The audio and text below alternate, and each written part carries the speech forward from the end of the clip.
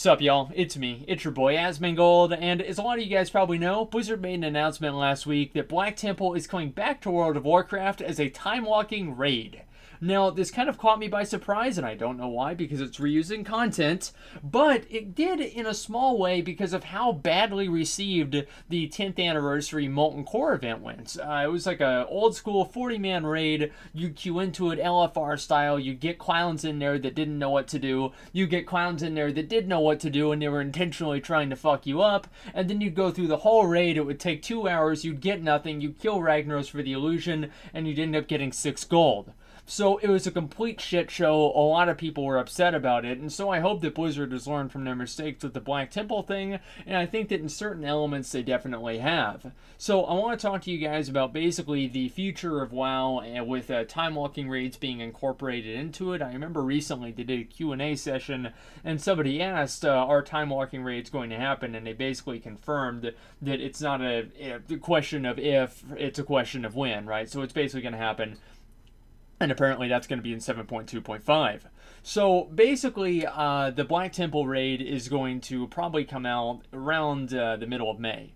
Now, the reason I'm saying that is because the Black Temple raid originally came out on the 15th of May, 2007. I'm reading that off of WoW Wiki, so it could be wrong, but I don't think it is. And that's obviously the 10th anniversary of Black Temple coming up in about a month here. So it would make sense that after they did the 10th anniversary of, Molten Core, they would do, or of WoW, actually totally, and celebrating it with doing the Molten Core thing. It would not really be that confusing that they would do the 10th anniversary of Black Temple and do it sometime around then. So all that being said, I am I'm like lukewarm to the situation and like the idea of like time-walking raids, and some of the differences that's going to be kind of in place that kind of differentiate the Black Temple raid from the Molten Core one is that, to the best of my knowledge so far, it's not going to be queuable. So you're not going to be able to just open up your group finder and click a button and queue up into it. You're going to have to go with a pre-made group and talk to an NPC, I believe, in, I'm assuming, Shatrath, and they're going to queue you up. Also, the bosses and everything scale between, I think, 10 and 30 players, so it's just like a heroic or normal mode raid. And also a number of other things that kind of got people a little bit upset. I don't really know why, but basically they're going to let, looks like they're going to let demon hunters be able to get the Warglaives of Azzinoth, like the Illidan, the legendary glaives, as a transmog. And, as a lot of you guys know, I hate fun, and so I don't think that they should have legendaries be transmoggable. I know that some of you guys might disagree with that, but I don't want to see every fucking idiot running around with Thunder Fury, because you know that's what's going to happen.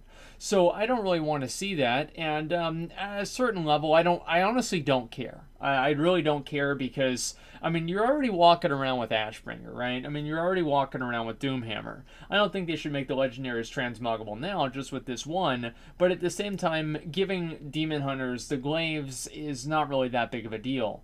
Obviously, only one class uses Warglaives, so it would make sense that Demon Hunters at least to get something, they're able to get something out of the, out of this, because obviously Illidan is like the Demon Hunter. So I don't really have much of an opinion one way or another with that. I can see why people would be upset, but honestly, Warglaive stopped being a, I don't know, like a prestige item about 8 years ago, okay? So if you're confused about that or upset about that, you missed the train quite a while ago.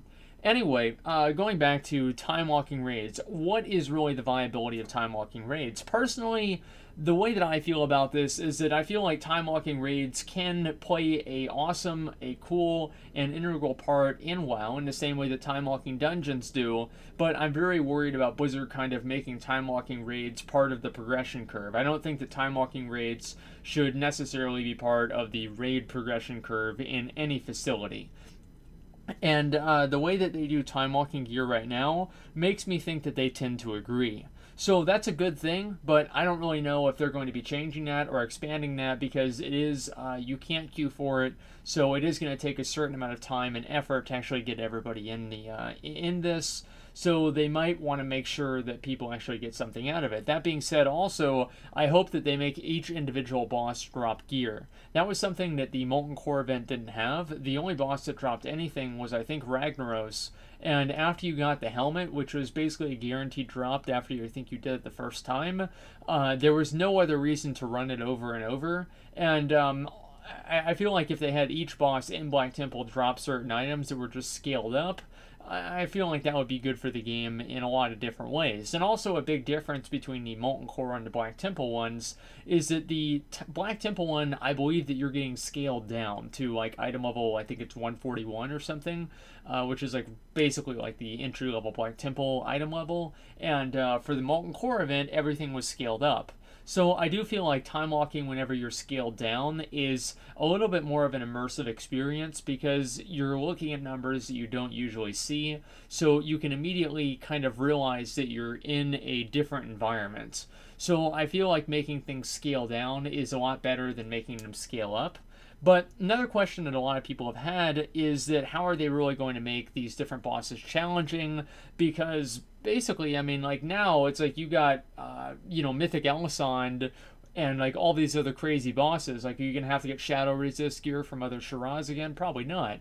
So how are they going to make these bosses work? And the odds are, I'm just going to assume that these bosses are going to be about as hard as normal mode Emerald Nightmare bosses. They're going to be very easy, and the raid itself is just going to be a complete joke. I'm going to be surprised if groups ever really wipe on any of these bosses unless they're like overpulling or people are AFK.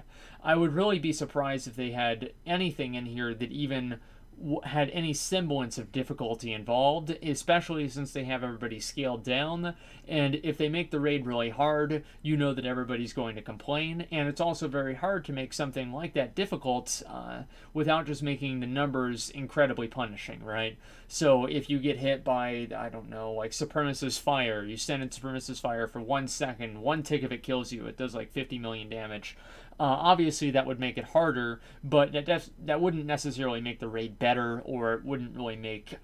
there would be no real value to add to that. And I also don't really want to see them add any new mechanics, but one thing that they could possibly do if they wanted to make these time-walking raids and dungeons more relevant and make them more dynamic, it would be if they could apply certain different affixes to the bosses. I think that could be interesting. So if there were like extra ads that would spawn, or basically just Mythic Plus affixes that would be added to them, and obviously you could use those or activate those, talk to an NPC at the beginning, and it would give you better loot or something. I could see where that would be interesting, and that could add another level of depth and make it more dynamic, and people would want to do it more often. But the main thing that if you do that, you obviously have to have it correlate with better gear or some sort of achievement or some sort of reward that's better than what you would normally get. And if they make it really, really hard, and then it doesn't correlate to very hard content that's like in Nighthold or Emerald Nightmare, people aren't going to do it. And if they do make it really hard or really easy, and it does give good gear, then people are going to say, well, why would I do this? I can just do Black Temple Time Walking. So I can see Blizzard putting themselves in kind of a weird spot with Time Walking raids. I don't really have too much of an opinion on this one way or another, though. If this is like a good or a bad thing for the game. But one thing I can say is that if you did do Black Temple back in the day, this is not going to be the same thing. This is going to be a completely different thing. You've got totally different spells. Everything is scaled differently. And if you're looking for any sense of nostalgia, you're going to be in the same place. And that's about where it starts and it's going to end. And that's pretty much all I've got, guys. I wanted to talk to you guys about this, the Black Temple thing, just because a lot of people have asked me about it, and I just wanted to make a video and share my thoughts with you guys. So I'm curious to hear what you guys think about the Black Temple Time Walking event. I don't know, man.